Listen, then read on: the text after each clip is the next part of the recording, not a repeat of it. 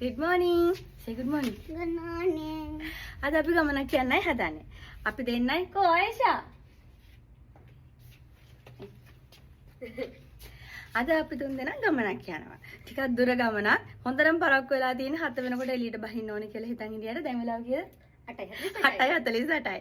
තාන් තමයි එළියට බහින්න ලෑස්ති වෙලා ඉන්නේ. බලන්නකෝ අද අපි කොහෙද ගිහින් තියෙන්නේ කියලා. එන අපි ගිහින් එන්න.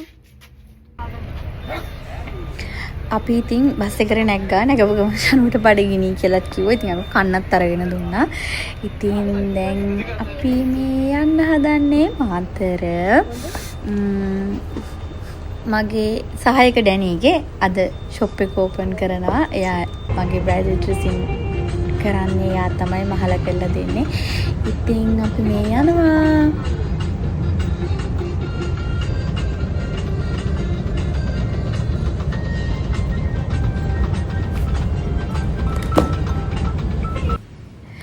මට ෆ්ලවර් බොකේට් එකක් හදාගන්න ඕන. I think මෙහි ඉඳන් අරන් යනට වැඩිය මට හිටි කියලා හදාගන්න එක ලේසි කියලා හිතුණා. ඉතින් ෆ්ලෝරාස් ගැලරි එකෙන් තමයි මම හදාගත්තේ. ඉතින් ඇත්තටම හොඳම කස්ටමර් සර්විස් එකක් දුන්නා ඒ නංගි. ඒ වගේම ලස්සන බොකේට් එකකුත් මට හදලා දුන්නා. ඉතින් ඔයාලත් මාතරාවට නම් ඉන්නේ. එයාලගේ ෂොප් එකට යන්න. හොඳම කස්ටමර් සර්විස් එකක් දෙනවා එයාලා.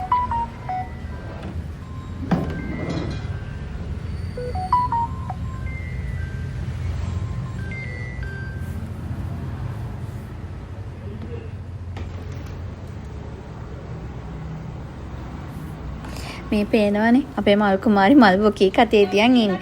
ඉතින් ඔන්න කොහම හරි යාගේ දැනට ගියා. මේ ඉන්නේ මල්කි. පුදුම ලැජ්ජාවක් තියෙන එක නම්. ඇත්තට ඇතුළට ගියාම ගියපු ගමන් කරේ කාපු එක තමයි වෙන මොනොත් කරන්න කලින්. මොකද අපි ටිකක් බඩගින්නේ ගියේ උදේට කන්න හම්බුනේ නැහැ හරියට. ඉතින් ඇත්තටම ඇතුළට ගියාට පස්සේ වීඩියෝස් ගොඩක් ගන්න බැරි වුණා. මොකද එතන දන්නේ කියන කට්ටිය ගොඩක් හිටියේ. ඉතින් එයාලත් එක්ක වටේම තියෙන ඔබ ටික කතා කරලා ඇතුළට ටික ඉඳලා අපි එහෙන් පිටත් වුණා. මං හිතන්නේ දවල් 2ට වගේ අපි එන්න පිටත් වුණා. මොකද ගොඩක් කෑවෙන්න කලින් අපි එන්නත් ඕනේ හින්දා.